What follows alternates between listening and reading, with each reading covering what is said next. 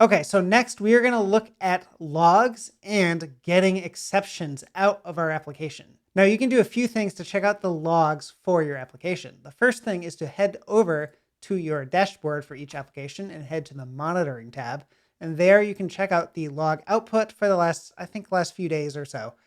This will show you all sorts of stuff from the logs related to spinning up the virtual machine to whatever logs are spit out for your application. In our case, that's going to be Nginx, PHP, FPM, and our application logs. Here we can see in our fly status that our machines are actually stopped. And if we start that back up, we'll see, or over here in our logs, we'll see that we have some new logs about the processes spinning back up, the virtual machine starting, and then accepting the web request and hosting it.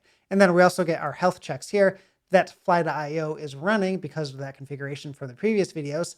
And we can see those health checks in our logs because I haven't told Nginx to ignore the health check. So it still logs this out to the access log. The other way to check out your logs is to run fly logs right here from the same directory that your fly.toml file is in. And we'll get the exact same log output there. It's going to hit our health check every 15 seconds. So we're just seeing that output here. And you can do more. You can see, well, let's see, we have fly status. And we have two machines here, right? One with this ID and one with this ID, right? So two different machines that each have a different ID, go figure. And well, the other way to do that is fly machine list, right? This will also work. Machine can also be shortened to M also, which is a nice handy thing because the machines have a specific API as well. It's just another way to get more information about the machines running within any given app. And you can see their IDs are here as well. So why does that matter? Well, the fly logs can take an I flag or, instance, and you can specify which instance you want the logs from. So I'll go ahead and do this one, which is the started one. Yep. And we can see the logs are listed from that. Now, if I want to see the logs from this not running instance, I can do that as well. And we'll see just less logs where they're a little older because this instance is not running any longer. Okay, something a little more interesting is logging out our stack traces. Let's go ahead and create a route here that's going to output an exception. And we're going to see what that looks like in our logs. We're going to do a little science here by just throwing a new exception. We were blocked from doing a science. Great. Okay, so we have an exception here in the route/science. Let's go ahead and do PHP artisan serve, make sure this does what we want. Put our base route here. I'll go to /science in our localhost here and we get our exception. Perfect. Okay, let's go ahead and push that up. So we'll do fly deploy. We'll let that deploy. And when that's finished, we'll see what the exception looks like in the fly logs. Okay, we can see our deployment has finished. We can go ahead and check out our application over here. I'm going to close this, make sure this works. It does. Okay, let's head over to our science route. We'll see an exception, or in this case, we don't see the exception because debug is off, but we do see an error. Here, we'll go to fly logs to see what our log output was, and here it is. Message, we were blocked from doing a science, and we have some context and some other stuff here, but we don't have a full stack trace. Instead, we just have this one log line here that has the message and a little bit more information, but not as much as we want necessarily. If we want the full stack trace, we can get that.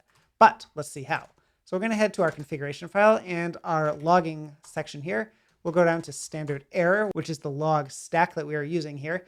And we'll see a few things.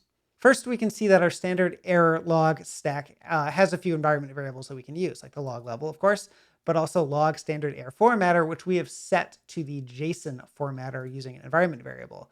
Now, to get this log stack, to get this log driver to output the full stack trace, we need to add something else. That something else is not something that's driven by an environment variable. And so fly.io does not change it for you. We don't try to change that code file for you. But here is what it looks like to make this log format output this full stack trace as well. We'll add in here.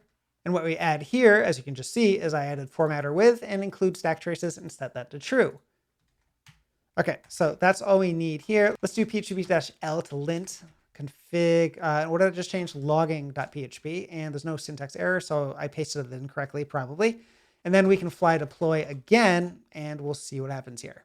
All right, our deployment is complete. Let's go ahead and see what happens here. I'm going to do this again. We just got our error once again. That makes sense. We'll do fly logs, and we should see, here we go, a full stack trace.